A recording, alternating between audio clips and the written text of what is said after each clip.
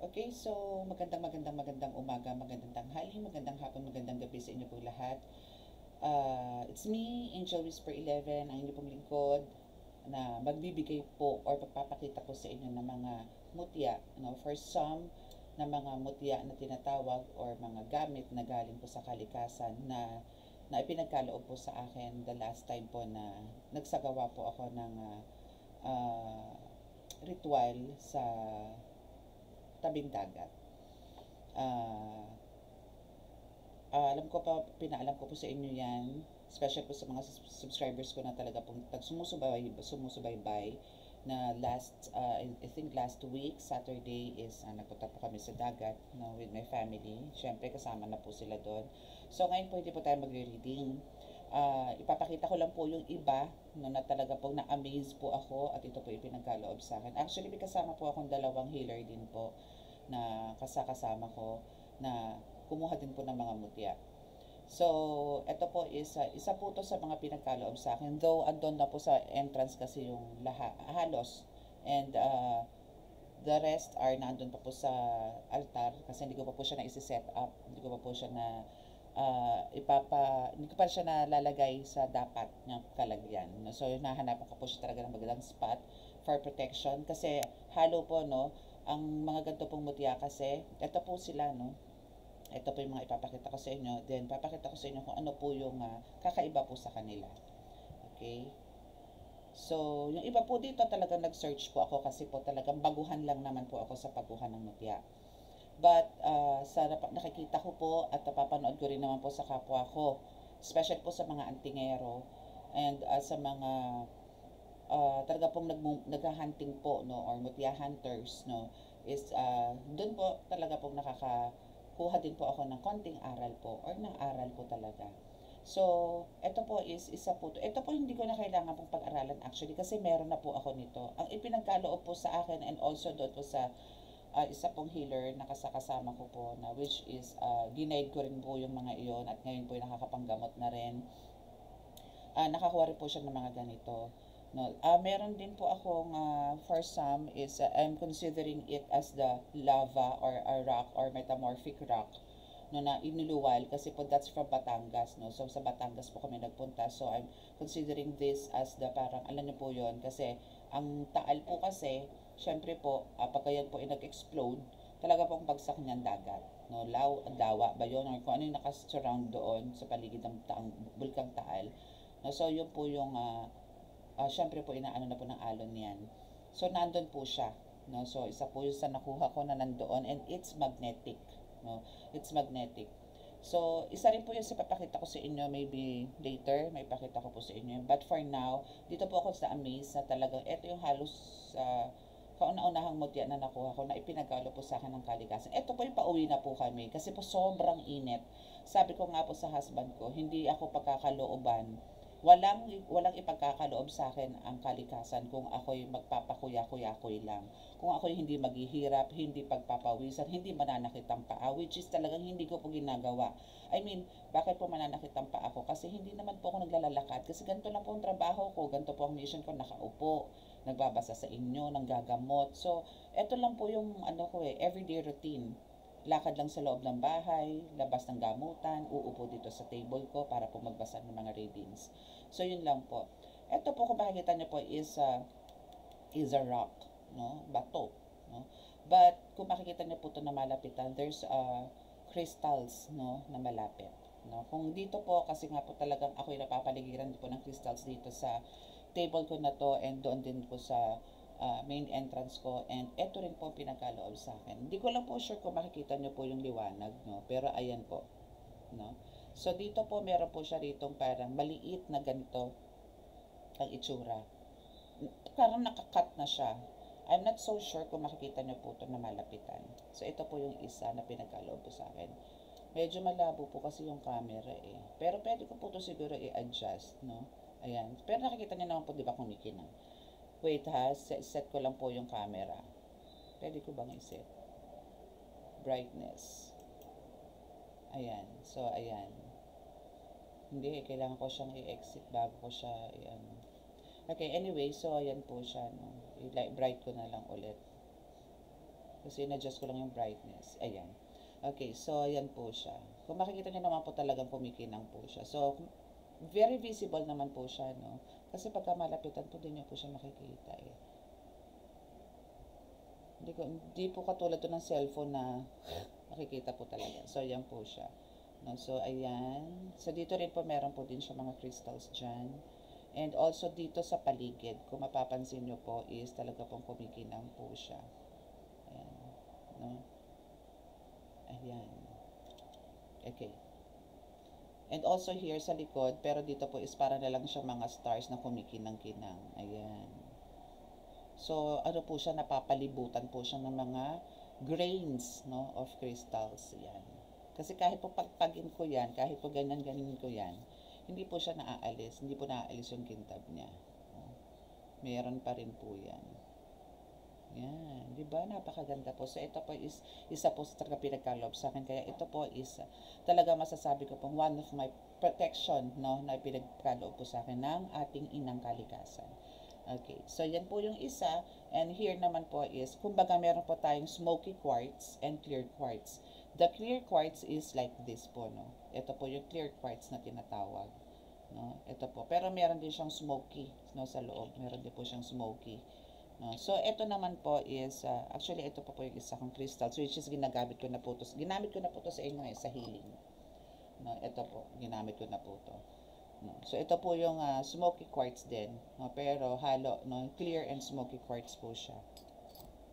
And ito naman po siya. No? Actually, ito is also crystals na halo po siya talaga. Pero meron po siyang clear quartz, smoky quartz sa loob. Ayan. Ganon din po siya, makinang din po siya. Ayan. And meron din po siyang pink, no, hoping na this is one of the parang rose quartz na tinatawag, like this naman.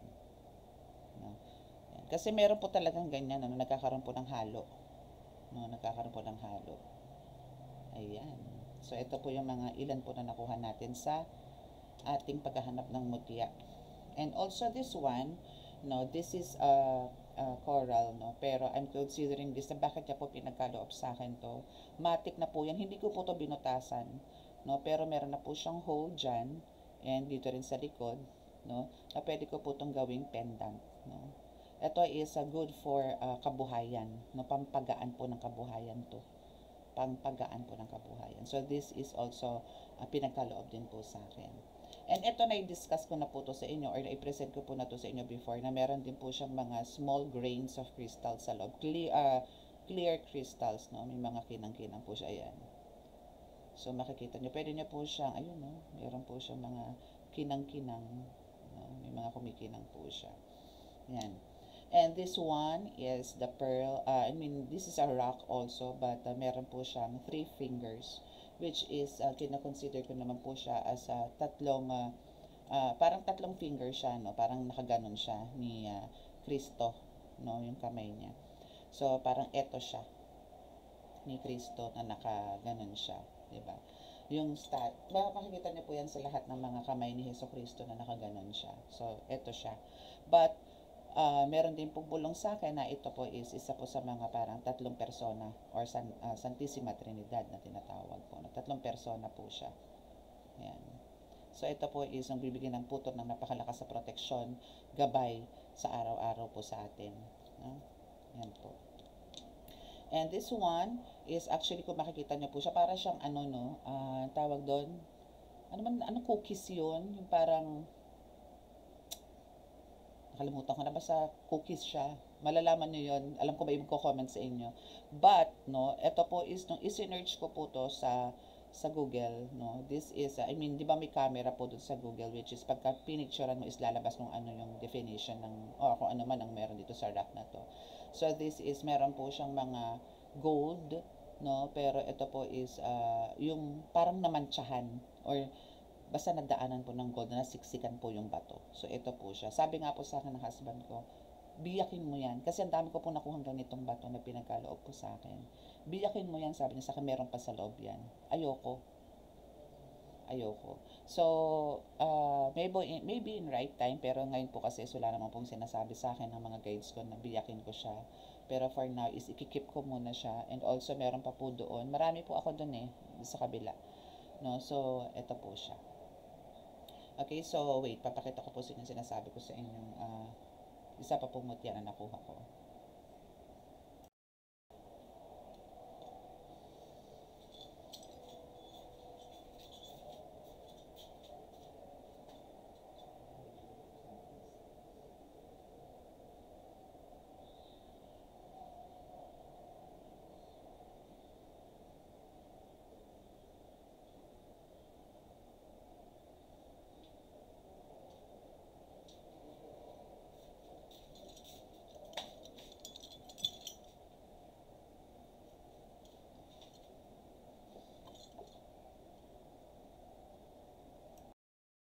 Okay, di ko pala na-post kanina. Anyway, so ito siya, no?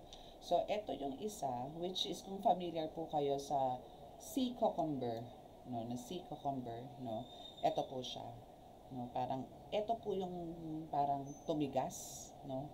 No, ito siya, no? So, ito is, for me, this is also a protection din and magbibigay gabay din po. And also, nagbibigay din po siya ng gaan sa kabuhayan. Yan. So, yan po yung mga pinagkaloob sa atin. And ito po yung sinasabi ko sa inyo na na pwede ko pong i-consider no, na kasi po this is a magnetic one. And ito po is actually alam niyo po yung hanggat maaari, talaga pong sinabi ko to sa sarili ko no, na ayokong kumuha ng black stone, black, anything black doon as in sa makukuha kong mutya. Pero ito po is talagang very eye-catching sa akin. That's why, talaga pong binalikan ko pa to, talagang kinuha ko siya eh. There's something talaga really special dito sa bato na to. And yun po pala. So, ginamitan ko po siya ng magnet. So, ito is talaga pong, hindi man po siya talagang umaangat. Kasi ito medyo heavier siya eh. Medyo mabigat po siya. So, ito po is, alam ko po magbibigay sa akin ng protection. No? Or maybe, parang, I don't know if meron siyang na belt. Titingnan po natin yan. And this one is actually, ito po nalagyan ko po ng oil to, but this is also, ito po kinoconsider ko po itong parang bulalakaw or meteorite, no? Ito po, kasi, ano siya, may mga butas-butas, no? May mga butas-butas siya, no? So, hindi po to graba or whatsoever, kasi sa dagat po ako galing, no? Hindi po ako galing sa kung saan. And doon ko lang po siya napulot. Doon lang po siya binigay sa akin. So, ito po is ano din. And ang graba po is hindi po magnetic yun ha. Hindi po siya magnetic. Pero ito po, dito po kayo magtataka. Very, as in magaan siya. Kasi siguro dahil small, no? Pero pag ito po is may magnet po ninyo.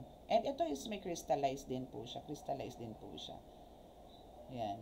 So, meron din po siyang mga crystal sa loob. I mean, nakabaon or nakadikit, nakaloob sa paloob, no?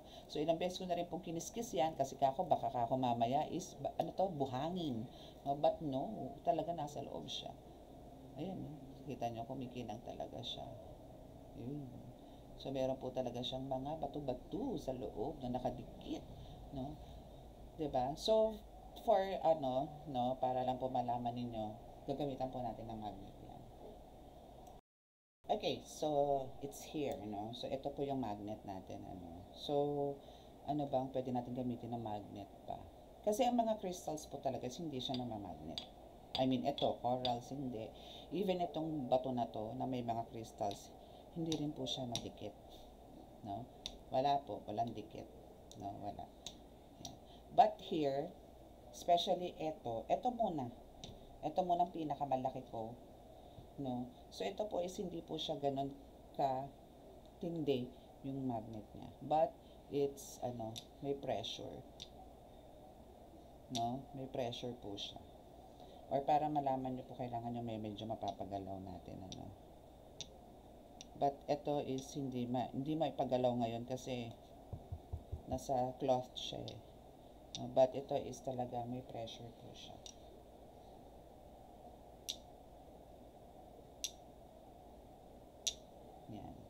But, ito po, is meron din, though may nilagyan ko kasi siya kasi may pinahid akong oil sa kamay ko din, hinawakan ko siya, so nilagyan po siya ng oil. But, meron din po siya. No? So, hindi nga lang po siya ganun ayan, nagmo-move po siya. Pero, Hindi nga lang po siya ganon kalakas. Yan. Kaya, I'm considering na ito is, meron din po. Sabi nga po ng asawa ko, baka may bakal yan. Kung wala. So, yan. It's moving. No?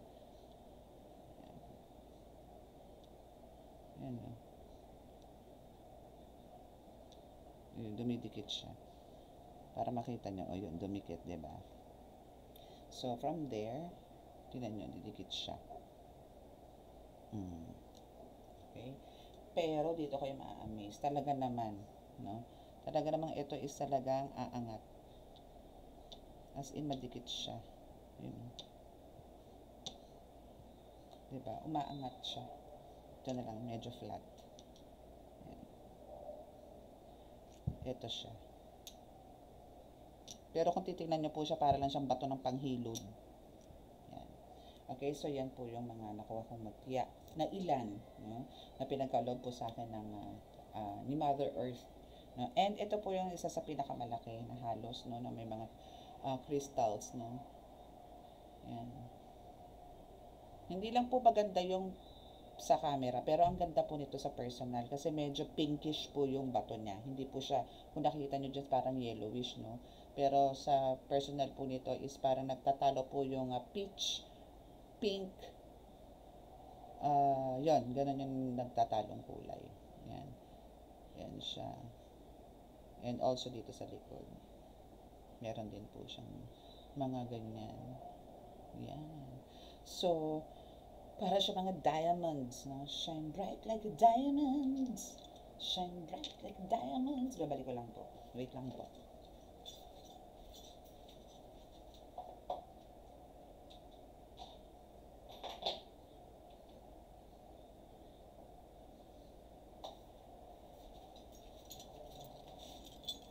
Okay.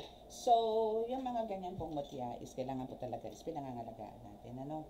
Actually, yung iba, meron pong mga dasal dyan para po makakuha po talaga ng mga mutya. Ako po hindi na ako gumamit po ng dasal. Talaga pong ako po nanalangin po doon po sa lugar na iyon na ako'y pagkalooban na kung ano po yung nararapat sa akin na siya pong magagamit ko po sa gamutan, sa pagbabasa ng taro, na mabigyan kayo ng kaliwanagan, mabigyan kayo ng kasagutan sa lahat ng mga katanungan, bigyan po ng proteksyon ng aking pamilya, magkaroon po ng magaan na pamumuhay. Hindi po ako naghahangad ng sobra-sobra, ang akin lang po ay maitawid yung araw-araw po na pangangailangan namin dito sa bahay. No? Yun lang po. At yan po ang pinagkaloob sa akin. And talaga po meron pa po akong isang, yun po is hindi ako nakakuha. Pero yun po ay ipinagkaloob niya po sa akin. Nung nakita niya daw po yun, is agad-agad niya po, kahit po yung mga anak ko, no, namulot po talaga ng mga ganito, at pinapakita niya na sa akin, ma, pwede ba ito ma, ito ma, o ma, itabi mo ito ma, o, mga ganon. Pero may mga nire-reject po talaga ako. Pero andun po yung gustong-gusto nila yung mga ganong gamit. So, sabi ko, hindi po pwede, anak yan, hindi yan, ganito, ganyan, balik mo yan doon. Yun, mga ganon. But, meron pong isa na, isang gamit po, isang mutya, na matatawag ko po siyang mutya kasi ito po is magbibigay po ito panigurado po ng new beginning po sa family ko. Magkakaroon po ito ng panibagong parang new chapter of our lives dito sa bahay. Kasi maganda po talaga yung nakuha niya. Though, hindi ko alam kung ipapakita ko po sa inyo but talaga ma-amaze kayo. Napakaganda niya. No? So, sa mga gusto po na magkaroon po ng mga ganito, for now, hindi po muna ako makakapagpalimos nito kasi po ako po ay halos po, no, ngayon pa lang po ako na-open sa ganito and na-attract na kumuha po ng mga mutya. So, sooner, or kung talaga po kinakailangan ninyo, maybe, no, pero for now, ito po yung pinagkaloob muna sa akin. So, sa susunod po namin maghahanap sa ibang lugar naman, is dito po yung syempre po ihihiling ko naman na para may pagkaloob ko sa mga katulad po ninyo, sa mga subscribers ko, sa mga clients ko, mga patients ko, yun naman po. But for now, this is exclusive for me. So, kailangan ko lang po ipakita sa inyo para po malaman po ninyo na ako po ay pinagkalooban. Alam ko po kayo po ay pagkakalooban din. Okay? And meron din po ako mga cowrie shells, no? Yung mga cowrie shells po kasi is, wala po kasi ako dito nun. Hindi, meron ako dito na sa altar. Ayun. Before po kasi, ito po lang yung kinokolekta ko. No, yung mga ganito po. Yan, katulad po niyan.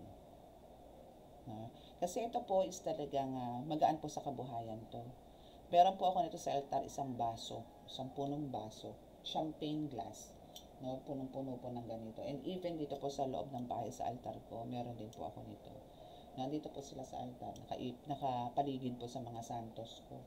No, so yan po is mangolekta po kayo niyan.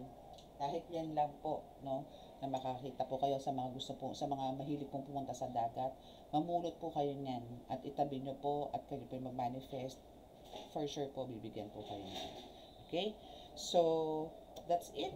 And i-share ko lang po sa inyo yung mga nakolekta ko po. And next nito is magre-reading na po tayo. Okay, so maraming salamat po sa inyo and God bless us all and love, peace, and hope. Bye!